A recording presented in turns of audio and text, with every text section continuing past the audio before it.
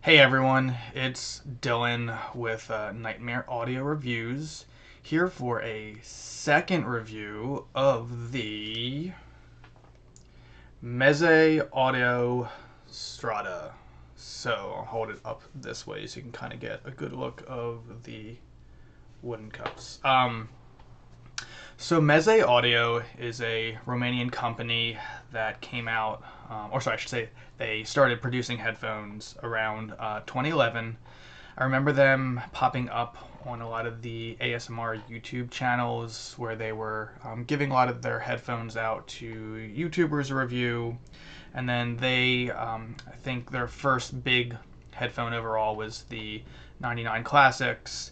And I personally became interested in Meze Audio when they released the Meze Audio Empyrean, although I didn't hear it until probably towards the end of its life, in all honesty, right before the Meze Empyrean 2 was released. And that headphone is, that's kind of what, again, drew me into Meze. It was just really, again, just to go back to my descriptor of the Final Audio DX3000, it's fun, which that's kind of my whole entire point. And it made metal really fun. It just sounded really great. It definitely, wasn't maybe the most transparent or detailed planar magnetic headphone or flagship headphone, especially for the default 3000 USD asking price. But anyway, Meze Audio has put out numerous headphones over the years, and their most recent closed back headphone is the Meze Audio Strada. In terms of pricing, because I realized I forgot to do this with my former review, this costs $799 USD. I purchased this from Bloom Audio through their online website. They're a really wonderful New Jersey-based audio store, and I was just there on Wednesday to try out some other headphones. Really great staff, so I would definitely give a shout out for them. Definitely support them if you can. In terms of, I guess, overview, so I have the case offhand, but the Meze Audio Strada ships in a hard case. Pretty much Meze will give you a nice case for all their headphones, which I really think is a wonderful feature. It comes with two headphone cables. They're both 1.8 meters or about 6 feet in length. This is the 4.4 millimeter balanced. It connects, or the headphone connector is a 3.5 millimeter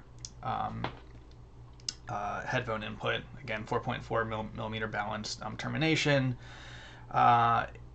Those headphone cables come in a little cloth pouch that has a zipper, which is nice.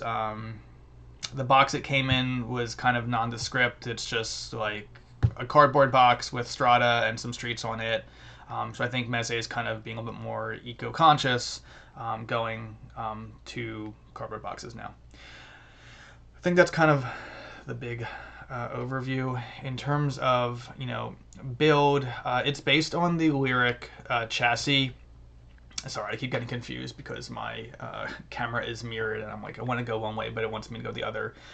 So it's the Liric chassis. It has this nice protein leather headband. This one says Strada on the bottom. It has this cloth that you can kind of see, if I can get the best lighting, maybe not, maybe I can. You can see it's has a cross in the inside to kind of, one, take pressure off the top of your head, and two, allow some breathability. Has these really gorgeous Macassar ebony wood ear cups. I am particularly happy with mine because I love the contrast with the light and dark bands in the wood grain. In terms of the aesthetics, I hear people keep saying that these are a little bit divisive. I honestly love them. I think they're great. I don't think my webcam is going to be able to capture the detail in it, but it has this really nice metallic, sparkly finish. Apparently, when they're making these, they do about 4 layers of coating. It reminds me of a really nice sports car paint job. It has these really nice contrast brass, I guess I'll say, adjustment sliders, and little, again, matching contrast base port, and I think think that's kind of really it. You can see the inner drivers here. The ear pads are protein leather, has some Alcantara on the inside. Again, my webcam will probably not capture that too well. And then the ear pads are removable. I won't do that right now because I don't want to fiddle with it, but that's also really nice and easy to do. You literally just pull in them, they'll come off. For other things, let me just move over here. So Meze Audio on their website for the Strada says it's an impactful and clear sound. They say it's a balanced tuning with focus on control and precision. The low end is tight and well defined with a slight bass emphasis that adds punch and body. The mid-range remains neutral and transparent, preserving natural timbre and separation across instruments and vocals. The treble extends with subtle energy in the upper region, revealing fine textures and spatial cues while maintaining a smooth overall presentation. And then if I go on the Bloom Audio for the specifics, kind of going back to this, so as you can see, it's a 50mm dynamic driver. It's based on the same driver configuration as the Meze Audio 109 Pro, except they just decided to put it in this closed back portable chassis. Impedance is 40 ohms, sensitivity is 100 decibels per milliwatt. Magnesium frame, as I said, input connectors are dual 3.5 millimeters, and it weighs, I don't actually know how many grams, but it's very light, noticeably so in contrast to the Liric and the Liric 2. This weighs basically nothing. It's extremely comfortable. If I were to put it on my head, this is how it fits. In terms of the passive noise isolation, really good. I can hear myself talk. I can't hear my laundry that's going on at the moment, and I wouldn't be able to hear any of the dogs that are barking up and downstairs in the apartment complex. Yeah, I just think in terms of overall build comfort, it's excellent. Can't complain. And again, as I love the Meze designs. I don't know why I keep wanting to hide under my headphones, but I do. So let me see. I'll just hold this here. Overall thoughts. I think the best way to do this is to try to contrast it against the Final Audio 3000, because I could do this review in and of itself and just focus on the headphone, but I think it gives a lot more information when you kind of contrast it against something that I've been actively listening to. And they have like two different sounds for, I think, people who are kind of in the same segment. And as I forgot to mention with the Final Audio, that headphone is $599. Let me check myself here, actually, because I'm having a quick brain fart, but I think they're pretty equivalent, which is great. I think it's kind of going to be one flavor versus the other. Yes, it was $599. And again, I purchased that Final Audio DX3000CL from Audio 46, so a New York audio distributor that's also worth supporting. They've been great too. Okay, so overall thoughts. It's fun. It's another fun headphone, and again, that's really what I go towards. I'm someone who probably wanted something that was super like picky and would like find all the nuances of the music and blah blah blah. And nowadays, I just want something that kind of gets my feet tapping, is comfortable, sounds good, fits my musical preferences, fits my sound signature preferences. So let me bring up my Meze Audio website for a second. So they say the low end is tight and well defined with a slight bass emphasis that adds punch and body, as I mentioned. I agree with that. These are decently bassy headphones. They have a good amount of sub bass. It doesn't rumble and keep the rumble to the way that the Final Audio does, but it has a really good amount of like rumble, and you can kind of feel that visceral bass against your head.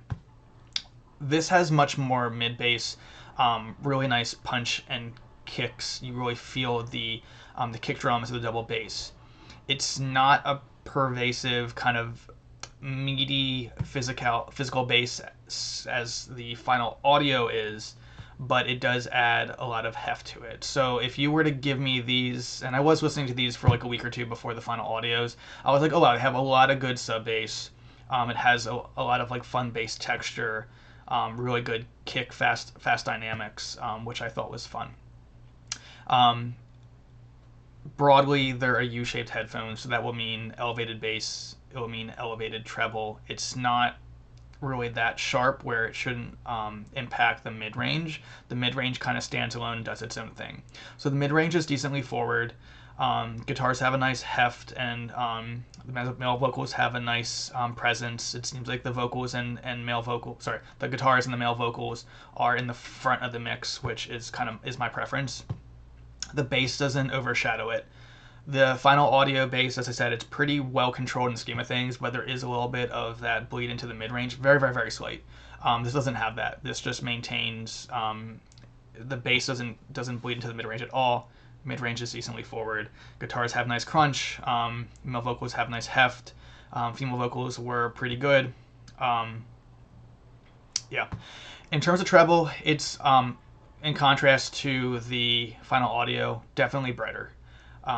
To my ears, the treble is, it's elevated a touch. It's nice and detailed. It's not really going to be, picking apart the music per se. It's more just adding a little bit more of like sparkle and, I guess, fun. But this does sound a little bit more glary, and a touch more, I don't want to say like shouty, than the final audio, because the treble and the tuning of that one is much more rolled off, much more relaxed.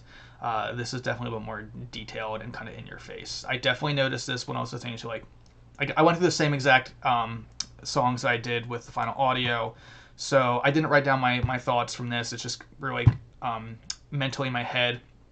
When I listened to Monomarth with Odin on her side, the drums and bass had really good, again, the drums and the double bass, really good presence. Kick drum had really good presence. You felt the punch, you felt the weight. Guitars were nice and forward, vocals were nice and forward, had nice crunch. It didn't have that kind of like meaty weightiness that kind of made the music a bit more, it felt like you were much more like a Viking. This kind of felt like it's there, it's good, it's nice and fun. It's just not as weighty. For Amorphous and Dancing Shadow, listen to this one too. Actually sounded fantastic to me. All the instruments were where they should be. I didn't feel like anything was wrong. I didn't really get too much glare or emphasis in the treble region from the guitars, I guess guitar solos or keyboards. Everything was nice and controlled.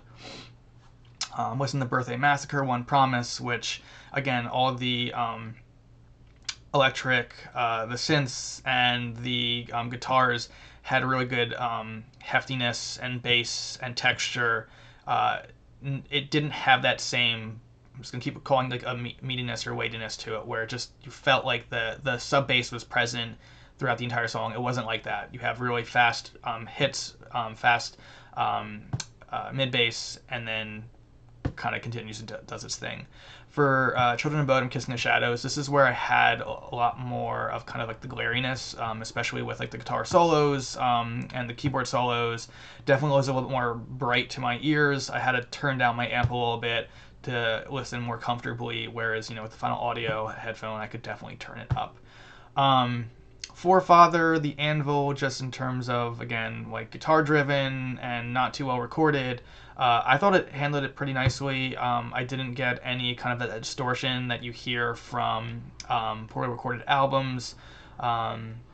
I didn't get any like shoutiness or piercing from the treble. I thought overall I actually handled it pretty well. So this seems to be pretty forgiving with poorly recorded tracks, which is good. And I then listened to this just before I turn on this review, listened to some Woods of Ypres. And I thought that, in terms of keyboards, the last two songs from their Woods 5, Finality and Alternate Ending, there's some good bass in there. Adds a nice amount of weight. Again, it's not going to be pervasive and make it really super meaty and hefty, but it's present. Keyboards were nice. Vocals were good. Can't complain. It really sounded great.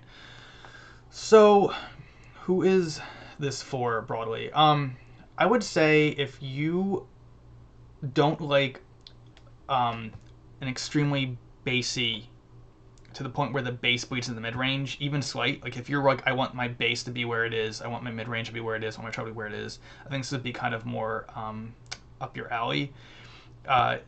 It's fun. Again, broadly, there's sub basses present. It just doesn't really have the viscerality as the Final Audio DX3000CL. The bass here is more mid-bass heavy, nice punch, nice dynamics, really hard hitting. So if you like that, if you're more of like a mid-bass, you don't really care about the physicality, you're not going to listen to any other genres like rap or heavier metal genres like you know, sludge, drone, whatever, where you really need that like intense rumble, probably for you. If you really appreciate forward mid-range, so you appreciate guitars, male vocalists, female vocalists being forefront, this is definitely still good. I'd say it's pretty equivalent with the Final Audio there. Again, Final Audio has a little bit more of a mid-range, bass bleeding to the mid-range there. And then for the treble, this is a little bit brighter than the Final Audio headphones. So if you want a little bit more detail, you aren't as treble sensitive, these would be a good recommendation. If you're someone where you say, I really just like a darker sound signature, then I would say the Final Audio would be better. Overall, I think these have these place. I personally, I love the look. I'm a sucker for aesthetics, as you can tell. Sucker for aesthetics, and I think just in terms of design, they're gorgeous. If you ever need to replace anything, ear pads replaceable, the headband's replaceable, cables replaceable. Meze Audio, I just think in terms of their ethics and like design language and overall thoughtfulness with the headphones, you know you're gonna get a good bang for your buck. And also this comes with the case, which is very nice, and 2 cables, whereas the Final Audio headphones is pretty much just a box in the headphones and a cable, and then that's it. So you definitely get a full package with the Meze Audio Strada. In terms of comfort, pretty equivalent. I think this is a little bit lighter. You know, the ear pads on the Final Audio are like massive pillows. These are pretty comfortable. I don't get any hot spots for either of them. I like the fact that this has a cloth headband on the bottom. I love the fact that the ear pads are much more conveniently removable, magnetic, so I'm going to give a major nod to that. Just makes changing things out. But I don't really know of too many people that are making aftermarket pads for this so far, so take that. And then I think in terms of portability, these are probably more portable because they also, they can fold down, they can go into the headphone case. That's kind of really it. Yeah, I think you can't go wrong with either. I think it just, if I were to summarize, these are U-shaped headphones. These have a good amount of bass. They don't have as much sub bass. Mid-range forward, treble is present, decently sparkly. If you wanted the Final Audio DX3000CL, you care more about sub bass. You want the physicality. It does. I would say that the Final Audio is more fun than this headphone, but this is still quite a fun headphone to listen to.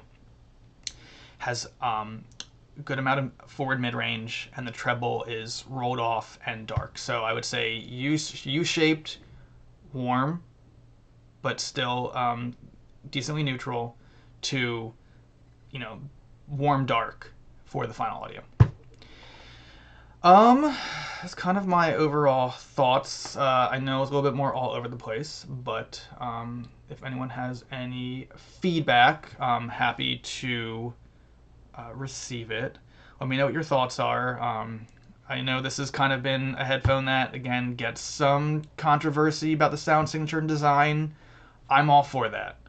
I love when something has a little bit of a divisiveness, which is why I like metal, because, who doesn't want to listen to something that's a little bit more unusual and underground and causing some drama, strong opinions. Anywho, thanks for tuning in. Let's see how... Ooh, I just wanted to be under 20 minutes. Again, I'm great at rambling. But yeah, no... want to know what everyone thinks. Thanks again for tuning in. If you have any questions, feel free to post in the comments. I'll try to respond. All right, take care, everyone.